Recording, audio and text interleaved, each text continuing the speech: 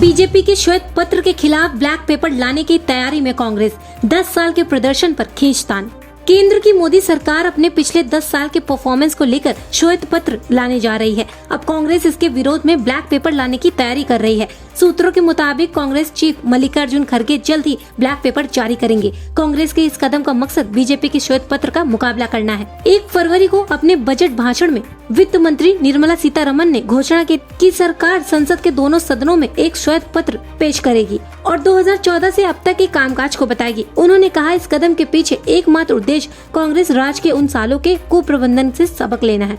अंतिम बजट सत्र के दौरान सत्ता पक्ष और विपक्ष के बीच तीखी नोकझोंक देखने को मिली थी। वहीं राष्ट्रपति के अभिभाषण पर धन्यवाद प्रस्ताव पर चर्चा के दौरान प्रधानमंत्री मोदी ने विपक्षी नेताओं पर हमला बोला। मुख्य रूप से कांग्रेस अध्यक्ष मल्लिकार्जुन खड़गे बुधवार को राज्यसभा में प्रधानमंत्री मोदी के निशाने पर रहे। खड़गे ने एक्स पर एक पोस्ट पर पलटवार किया। मल्लिकार्जुन खड़गे ने पीएम मोदी पर पिछली यूपीए सरकार के खिलाफ अनगिनत झूठी बातें कहने का आरोप लगाया और मौजूदा सरकार के समय में बेरोजगारी दर में वृद्धि, औसत जीडीपी विकास दर में गिरावट और खाली सरकारी पदों पर ध्यान केंद्रित किया।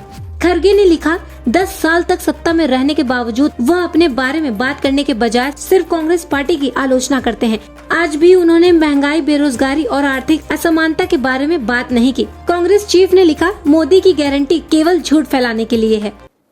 एक तो मैं समझता हूँ ये तो लोग ऐसे हैं संविधान को नहीं मानने वाले हैं, जिन्होंने दांडी मोर्चा यात्रा जो गांधी जी ने निकाली थी उसमें कभी हिस्सा नहीं लिया, भारत छोड़ो आंदोलन में शामिल नहीं हुए, जो लोग आज कांग्रेस को राष्ट्रभक्ति का पाठ पढ़ाते हैं और राष्ट्रभक्ति के बारे में ऐसा बोलते हैं कि जैसा इन्होंने ही 2014 को ही इन्होंने देश को आज़ादी दिलाई है, ऐसा उनका मानना है। इसी बीच बीजेपी नेता जयंत सिन्हा ने कहा कि सरकार का श्वेत पत्र देश की खराब स्थिति को उजागर करेगा और दिखाएगा कि यूपीए के सत्ता से जाने के बाद बीजेपी सरकार ने कैसे बदलाव किया।